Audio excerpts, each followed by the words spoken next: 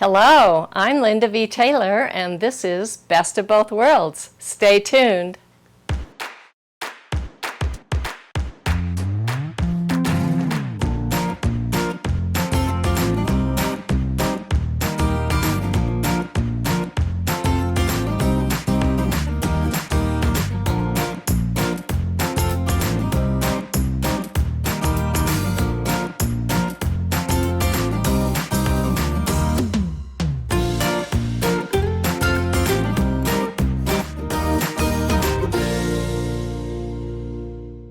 I'm working on a grandma's garden today, but it is not an antique. It is one that my friend Vanette did, and she leaves me plenty of space to do fun things. I think you're going to really like all of the ideas that I came up with on this, and I hope you can use them in some of your quilts. So let's get started. The first thing that I do on a quilt when it's going to be custom is I get the border design in and stabilize the quilt as I'm putting the border designs in. So I first of all came over and decided I really wanted to use this beautiful, it's 2211 scallop feathers. And so I brought in all the components that I needed. And this one is really nice because you can put things together, like this is a triangle, but look what happens. I can just move that over, then I have a corner, and then I can put pieces together there like that. You can just really play with it. So this is how the border turned out, and this is how much of it I could do at once, which was nice.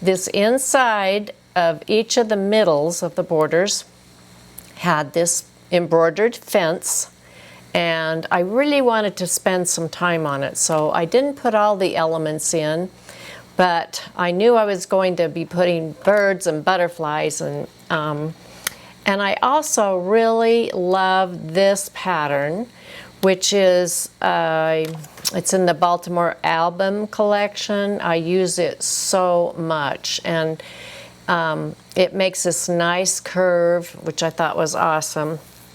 So I did put that in. These other elements I brought in knowing I wanted to use them, but I was going to come back to that middle part because I just need to get most of the border in and stabilize that fence. I did that. And then for the middle, here's what I did.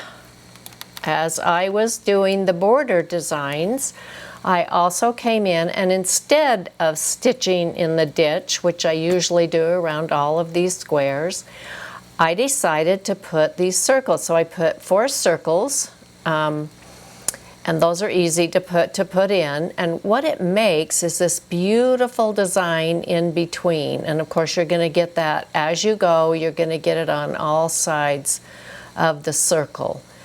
And so all I had to do was line up the edge of the sashing, the inside edge and the outside edge. And believe it or not, you do have to make some adjustments because they're not perfect squares, but they're easy to make using the different handles that you have. I like to go into these because then I can you know, make it however I need to make it just absolutely perfect. So that's what I was doing as I was doing the borders. when I was doing these circles, as I'm going along, I have this wonderful surprise of this nice little triangular area. And it's right there on the corner, as you can see in the picture here of the quilt. And of course we need to put something in there, so I chose this cute little design here. It is also in a circle. And so that went in everywhere around these and just made it so cute.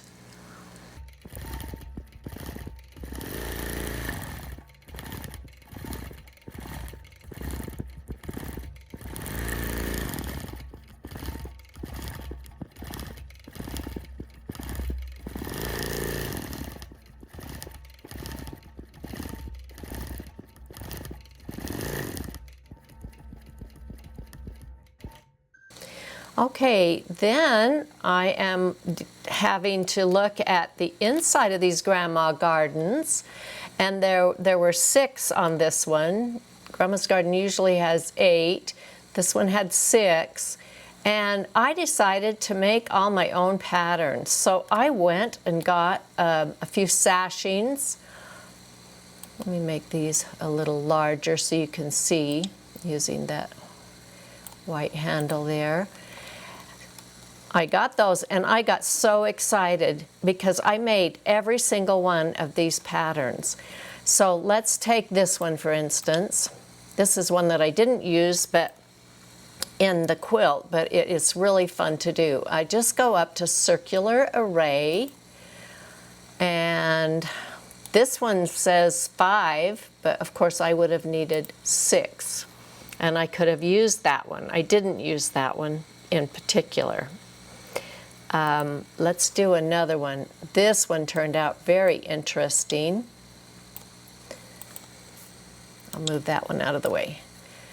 And I did use this one. So let's see what happens here. Circular array, and I needed 6. And okay. Let's make it bigger. Whoops. You have to, at that point, let me just do edit, undo. At that point, you have to combine them so that they're all combined so it's one pattern, so it'll stitch all together. Isn't that beautiful? With the 6 points, exactly what I needed to go into that grandma's garden. And some of them, I needed to do the center, like this one. So if I needed to put centers in, I had plenty of centers. Let me make these bigger so you can see,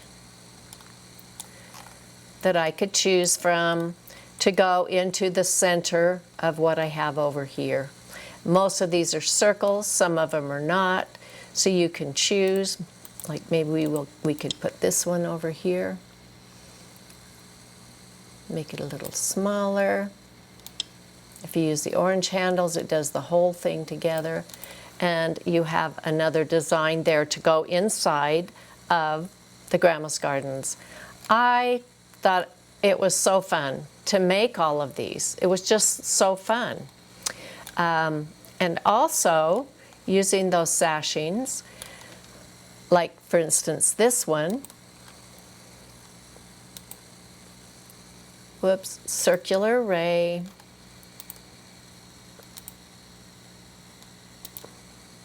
highlight it, and there we go. We've got the 6 sides around it. So in the white area around some of these, I did do computerized, and you can see what it looks like there as well. Even this design right here. I have to cancel that. There we go. So if we highlight that and go circular array, there we go. And you can have however many sides you want. Isn't that cool? So I had a lot of fun putting those designs in, and that was the next thing I did after I basically stabilized the quilts with my circles and my border and then went in and put those designs in. Then around the outside, I still did want to put so much of the, some freehand. I wanted to have that white area filled in. And I did that using half circle and a teardrop and just simply a little curl on each side. And you can see that in these pictures and how that worked for that. So my client for this one, and she does such beautiful quilts. Some of the most interesting Christmas and Halloween quilts have been hers. Her name is Vanette, and they are sheep farmers. And so I found this cute little sheep. It's one of my little patterns, and I had to put them at an angle to get them all around like this. And so I put that around one of them just to give it a little personal touch for her. So to finish the quilt, I came back to the centers of the borders. I had stabilized it, but I knew I was going to come back and put things in it. And for instance, this little squirrel, let's make him a little bit smaller there, of course. I put him in one of them. The little birds, and this is a pattern from Harry Wallner. Let's just make this whole thing bigger. And you can see that I could just set those little birds on the fence, those little lovebirds. And then butterflies, and I had plenty of butterflies to choose from. And a little bee, and then with my freehand, you can just take and do little loops down to where he has been. Hummingbirds, and I use those quite a bit all throughout. So it's just so fun to personalize these and make it a scene that you really feel like you're there in the quilt. I had so much fun thinking about this quilt, and I just want to say, sometimes you don't know everything you're going to do on the quilt when you start. The ideas come to you and inspire you as you're working on it. So don't be afraid to just get going. I'll see you next time. Thank you for joining me.